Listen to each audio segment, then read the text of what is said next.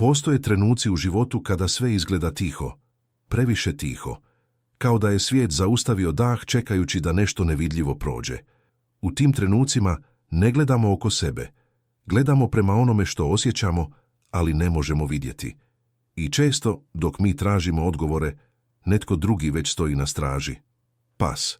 Nije slučajno što se pas naziva čovjekovim najboljim prijateljem, no ono što mnogi ne znaju jest da je taj odnos daleko dublji nego što se na prvi pogled čini. Jer pas nije samo pratitelj. On je čuvar, ne samo od lopova i opasnosti, već i od sila koje ne pripadaju ovom svijetu. Otac Pio iz Pjetrelcine, redovnik, mistik, stigmatizirani svetac, znao je da stvarnost nije ograničena na ono što oči mogu uhvatiti. Njegovi dani bili su ispunjeni borbama protiv nevidljivog, molitvama koje su parale tamu i susretima sa silama koje se rijetko spominju. Ali među svim tim čudesima i neobjašnjivim pojavama postoji jedna izjava koju su neki čuli, ali rijetki zapisali. Psi vide ono što čovjek ne može. Oni su stražari praga, čuvari između dvaju svjetova. Ova izjava, premda gotovo izbrisana iz službenih zapisa, sačuvana je u sjećanjima svjedoka, onih koji su živjeli uz oca Pija, koji su s njim dijelili molitvu, tišinu i čudo. Jedan od njih bio je brat Aurelio, koji je često pripovjedao noćima kada bi tišina u samostanu bila gusta poput dima i kada bi se čuli koraci, ali nitko ne bi bio tu. Samo lavež pasa, oštar, jasan, uporan, kao da nešto nevidljivo pokušava proći, ali netko ga uvijek iznova zaustavlja.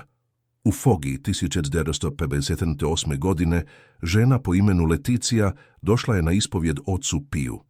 Njezina priča bila je neobična. Svake noći, u isti sat, njezin pas bi počeo lajati.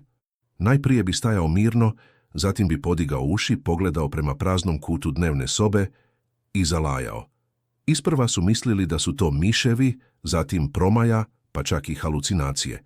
Ali lavež nije prestajao. Počele su se pojavljivati i druge stvari. Svijeće koje bi se ugasile bez vjetra, zrcala koja bi se zamaglila, hladnoća koja bi se širila sobom. Leticija je molila, palila tamjan, ali strah je rastao.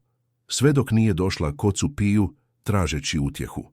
On ju je pogledao duboko, onim pogledom koji je znao razotkriti grijehe bez da se išta izgovori. Zatim je tiho rekao, tvoj pas vidi ono što ti ne trebaš. On čuva tvoju kuću više nego misliš. Leticija se rasplakala. On joj je dao jednostavan savjet.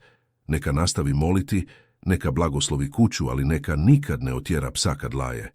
Jer možda u tom lavežu leži zaštita koju je Bog poslao. Nije to bio jedini slučaj. U San Giovanni Rotondu redovnici su pričali o neobičnim pojavama koje su pratile oca Pija. Često bi se, tijekom njegovih noćnih molitvi, psi iz okolice počeli ponašati nemirno. Lajali bi prema zidinama, trčali naprijed natrag, kao da pokušavaju istjerati nešto nevidljivo. Jednom prilikom, pas koji je pripadao lokalnom farmeru, nikada prije viđen unutar zidina samostana, došao je sam, legao ispred ćelije oca Pija i tu ostao satima. Nije se pomaknuo. Kad je otac Pio završio molitvu, pas je ustao i jednostavno otišao, ne tražeći ni pažnju ni nagradu. Brat Saverio, koji je tih godina bio zadužen za vrata samostana, prisegnuo je da su više puta čuli kako psi zavijaju u isto vrijeme kada bi otac Pio doživljavao demonske napade, one koje bi kasnije prepoznali po krvavim tragovima na njegovoj odjeći i po njegovom izmučenom pogledu. Psi su znali, rekao je jednom prilikom. Oni su osjetili što dolazi i reagirali prije svih nas. Zašto psi? Zašto bi Bog izabrao upravo njih kao stražare duhovnog praga? Možda zato što pas nije sujetan, nema ambicije, nema zla u srcu. On je čist u svojoj svrsi, čuvati, štititi, voljeti. A duhovni svijet prepoznaje čistoću bolje od riječi. Možda zato što kada čovjek zaboravi moliti, pas još uvijek sluša. Možda zato što je vjernost psa toliko snažna da prelazi granice materijalnog. Otac Pio je vjerovao u znakove. Za njega ništa nije bilo slučajno. Ni tihi pogled, ni šum vjetra, ni lavež psa. Sve je imalo značenje, sve je bilo poruka. I dok su se drugi smijali pričama o životinjama koje vide duhove, on je šutio. A njegova šutnja govorila je više nego 100 riječi. Jedna večer posebno se pamti. Bio je kraj listopada, danima prije blagdana svih svetih. Samostan je bio ispunjen hodočasnicima, ali noć je donijela težinu. Otac Pio bio je u molitvi. Ispred samostana psi su počeli lajati. Prvo jedan, zatim drugi, zatim čitavo jato. Lajali su prema istom mjestu, kao da nešto nevidljivo korača prema ulazu. Brat Leonardo izišao je pogledati, ali nije vidio ništa. Samo je osjetio jezu, hladan zrak koji mu je prošao kroz kožu. Kad se vratio unutra, otac Pio ga je pogledao i rekao: ponekad zlo dolazi u tišini, ali Bog uvijek šalje znak. U toj rečenici krije se misterij koji tek počinjemo otkrivati. Psi nisu samo životinje. U određenim trenucima oni su znakovi, podsjetnici da postoji više. Da borba između svjetla i tame nije bajka, već stvarnost koju ne vidimo, ali koju oni osjećaju. Jer pas ne laje bez razloga. Ne ustaje usred noći da bi uzbunio kuću zbog ništavila. Kada pas osjeti nelagodu, treba se zapitati što to vidi, što mi ne vidimo. I zato kada u noći vaš pas ustane, pogleda prema praznom kutu sobe i počne lajati. Možda ne treba gasiti svjetla i vikati na njega. Možda treba upaliti svijeću, izmoliti Oče naš i poslušati ono što vam šapće tišina.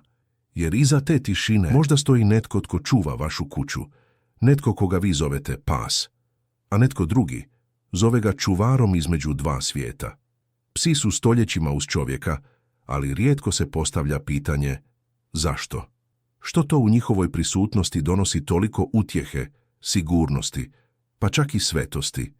Možemo reći da je to jednostavno njihova narav, ali oni koji vjeruju, oni koji gledaju dublje, znaju. Postoji nešto više, nešto neizgovoreno, nešto što je otac Pio prepoznao. Tijekom godina u brojnim svjedočanstvima koja su došla iz San Giovanni Rotonda pojavljuju se priče u kojima su psi igrali neočekivanu, gotovo nadnaravnu ulogu. Nisu bili samo pratitelji, bili su svjedoci, bili su branitelji, bili su tiha granica između tame koja vreba i svjetlosti koja moli. Jedan brat, redovnik po imenu Massimo, pripovjedao je kako je često promatrao ponašanje pasa u dvorištu samostana, posebno jednog starog crnog mješanca kojeg su zvali Lupo. Taj pas nikada nije ulazio u crkvu, ali bi svakog dana u isto vrijeme dolazio do vrata, legao i gledao prema oltaru. Nije se micao dok misa ne bi završila. I onda bi otišao, nestao u tišini. Brat Massimo je jednom pitao oca Pija zašto taj pas to radi, jer nitko ga nije učio, nitko ga nije dovodio. Otac Pio je samo pogledao prema crkvenim vratima i rekao: i on je u molitvi, samo na svoj način. Neke duše mole bez riječi.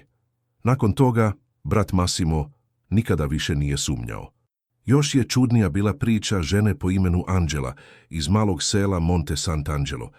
Njezin pas Dante bio je miran i poslušan, ali jednom je počeo neobično zavijati svake noći u 3 sata ujutro. To je trajalo danima. Angela je pokušavala pronaći uzrok. Mislila je da se možda netko šulja oko kuće, da je riječ o nekoj životinji. No kad je pozvala lokalnog svećenika, dogodilo se nešto što nije očekivala. Svećenik je došao, molio, poškropio kuću svetom vodom. I dok je molio, pas je sjedio mirno, ali oči su mu bile usmjerene prema stropu. Na kraju molitve svećenik je samo rekao: ovaj pas vidi više nego mi. Od te noći Dante je prestao zavijati. Kuća je postala mirna. Angela je godinama kasnije svoje svjedočanstvo ispričala u kapucinskom samostanu, a jedan od prisutnih redovnika, koji je nekoć služio uz oca Pija, samo je šutke klimnuo glavom. Otac Pio je često govorio da ne smijemo podcjenjivati znakove koje Bog šalje. I da znakovi ne dolaze uvijek kroz ljude. Ponekad dolaze kroz prirodu, kroz vjetar i kroz oči psa. Još jedna priča, izuzetno snažna, dolazi od brata Giulia, koji je služio uz oca Pija u kasnijim godinama njegova života. Ispričao je kako je jedne noći Otac Pio zatražio da vrata njegove ćelije ostanu otvorena. Danas će biti borba, rekao je tiho. Te noći, dok je molio, nebo se zatamnilo bez oblaka, a tišina samostana bila je tako gusta da se činilo da vrijeme stoji. I tada iz daljine začuo se lavež. Prvo jedan, pa još jedan. Psi iz cijelog sela počeli su lajati istovremeno, kao da odgovaraju na nečiji poziv. Giulio je ispričao kako se osjećao kao da je granica između svijeta duhova i svijeta ljudi iznenada postala tanka poput vela. I dok su svi drugi spavali, otac Pio klečao je i molio. Kad je napokon završio, zatražio je da mu donesu malo vode. Bio je iscrpljen. Zlo je pokušalo ući, rekao je, ali nije moglo proći. Čak ni čuvari nisu dopustili. Tko su ti čuvari? Kad su ga pitali, samo bi odgovorio, nisu svi anđeli s krilima. U franjevačkom predanju psi se više puta spominju kao pratitelji svetaca. Sveti Roko, poznat po svom čudesnom ozdravljenju, bio je hranjen kruhom koji mu je donosio pas. Sveti Donat imao je psa koji je lajao samo kad bi se približili ljudi s nečistim nakanama. I kod oca Pija psi su često služili kao tihi alarmi, osjetljivi na prisutnost zla, čak i kada su ljudi bili slijepi za nju. U jednoj drugoj zgodi, mlada redovnica iz samostana u Bariju posjetila je San Giovanni Rotondo kako bi vidjela oca Pija. Donijela je sa sobom malu knjigu u kojoj je zapisivala sumnje i pitanja. Kada ju je ugledao, prije nego je progovorila, rekao joj je, ponekad odgovori dolaze kada tišina zalaje. Bila je zbunjena, sve dok se nije vratila u svoj samostan. Tamo ju je dočekao pas iz susjedstva koji ju je dugo gledao u oči, zatim zalajao i otišao. Taj dan redovnica je odlučila otvoriti srce onome što je dotad smatrala praznovjerjem. Otac Pio nije bio čovjek praznovjerja. Bio je čovjek duboke vjere i još dubljeg razlučivanja.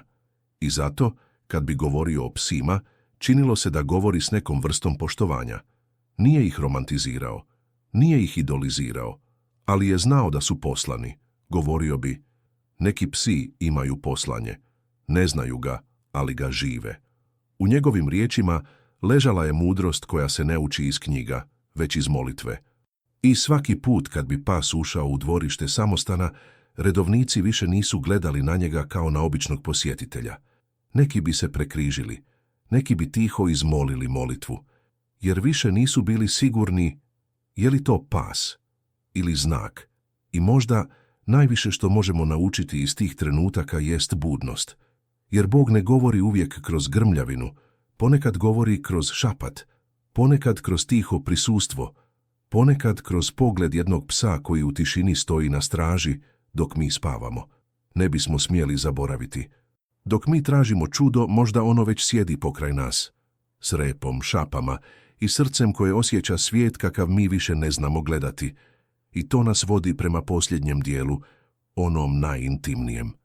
Mjestu gdje lavež postaje poruka, a pas postaje više od čuvara, postaje most između duše i svjetlosti. Jednoga dana, u rano proljeće 1964. godine, u San Giovanni Rotondo stigao je mladić iz Barija po imenu Francesco. Došao je potišten, gotovo slomljen. Sjedio je na kamenoj klupi ispred samostana, stišćući kapu u rukama, neprestano gledajući prema vratima. Kada su ga upitali što ga muči, rekao je da je njegova sestra već mjesecima zarobljena u tami. Počelo je bezazleno, nesanica, napetost, nelagoda. No uskoro su došli i snovi iz kojih bi se budila vrišteći, sjene u kutovima sobe, miris truleži koji bi ispunjavao prostor bez izvora. I onda se dogodilo nešto još čudnije. Pas kojeg su udomili prije nekoliko godina, stari umorni mješanac imena Leo, počeo je svake noći, u isto vrijeme, stajati pred vratima sobe njegove sestre. Ne bi ulazio, samo bi stajao i gledao. I ako bi ona u tom trenutku počela vrištati, pas bi tiho zarežao. A kad bi se smirila, povukao bi se i legao uz vrata. Francesco nije znao što da misli. Svećenici iz njegove župe molili su nad kućom, roditelji su molili devetnice, ali nešto se nije mijenjalo. Očaj ga je doveo k ocu Piju. I kada je došao pred njega, prije nego što je stigao izustiti riječ, otac Pio ga je pogledao i rekao, taj pas nije tvoj slučajno. On je tamo da čuva ono što vi ne vidite. Francesku su potekle suze. Otac Pio mu je dao jednostavan naputak. Neka nastavi moliti, neka poziva svećenika još jednom, neka postom i molitvom otvori vrata milosti i neka ne odvaja psa od njegove sestre. Dok on stoji pred njezinim vratima, tame se boje prići. 3 mjeseca kasnije Francesco je poslao pismo samostanu. Njegova sestra bila je dobro. Više nije imala noćne more. I ono najneobičnije, Leo, njihov pas, te je noći po prvi put prespavao bez da se ustao. Kao da je znao da je borba gotova. Ovo nije usamljeno svjedočanstvo. Tijekom godina, mnogi su ljudi dolazili i pričali slične priče. O psima koji su gledali u zidove iza kojih nije bilo ničega. O tišini koju bi razbio lavež u trenutku kad bi se netko počeo gušiti u tjeskobi. O šapama koje su pratile njihove korake kao da predosjećaju prijetnju. Sve ih je povezivala ista misao, pas zna. Otac Pio jednom je rekao da su neki psi čuvari duša. Nisu sveci, ali mogu biti posvećeni. Jer Bog bira sredstva koja želi i često bira upravo ona najskromnija, najtiša, ona koja ne traže ništa za uzvrat. Možda je to razlog zašto su psi kroz povijest tako bliski s ljudima. Ne samo zato što nas štite fizički, već zato što nas u svojoj tišini povezuju s višim redom stvari. Možda njihova odanost nije samo biološka, već duhovna. Možda pas ne stoji kraj nas iz potrebe, već iz poziva. I zato, kada vaš pas zalaje bez razloga, kada stane pred vrata i gleda u prazno, kada se povuče i zadrhti u tišini, možda je to trenutak kad trebate zastati. Možda vas upozorava, možda vas čuva, možda stoji na granici između tame i svjetla, upravo tamo gdje vi ne možete pogledati.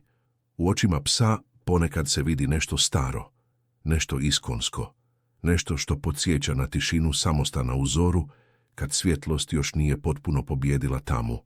Oni koji su živjeli s ocem Pijem znali su to. Nisu se smijali psima koji laju u prazno. Nisu ih tjerali, nisu ih prezirali. Jer su znali ti psi nisu obični. Oni su poslani. I možda, samo možda, svaki od nas ima svog Lea, svoju tihu stražu. Nismo uvijek svjesni, ali netko nas štiti dok spavamo, dok molimo, dok se borimo s nevidljivim. Otac Pio u svojim posljednjim godinama bio je sve tiši. Govorio je malo, ali kad bi netko došao s pričom o svom psu, nasmiješio bi se. Kao da zna nešto što drugi ne znaju. Kao da je vidio njihove oči i ono što je iza njih. Jednom je navodno rekao, ponekad Bog stavlja anđela u krzno i šalje ga da sjedi pokraj tebe. I s tom mišlju vrijedi se zapitati, kada ste posljednji put pogledali svog psa u oči? Jeste li osjetili tišinu koju nosi? Jeste li se pitali što vidi kada vi gledate i ne vidite ništa?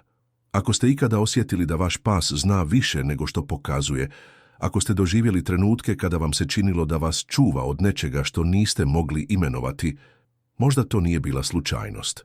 Možda je to bio poziv da vjerujete, da osluškujete, da zahvalite, jer pas možda ne govori, ali njegov lavež, njegova šutnja, njegov pogled mogu biti molitva. I na kraju, ako vam je ova priča dodirnula srce, ako ste kroz riječi oca Pija prepoznali nešto što ste i sami doživjeli, ostavite komentar. Podijelite svoje iskustvo, pretplatite se na naš kanal kako biste nastavili ovo putovanje kroz nevidljive istine i duhovne znakove koje svakodnevno susrećemo, ali rijetko prepoznajemo. I ne zaboravite, jedan lajk od vas ne znači samo podršku. On je kao paljena svijeća, tihi znak da ste prepoznali svjetlo. Neka vas čuvaju i ljudi i psi i svi anđeli koje Bog šalje, ponekad u tišini, ponekad u krznu,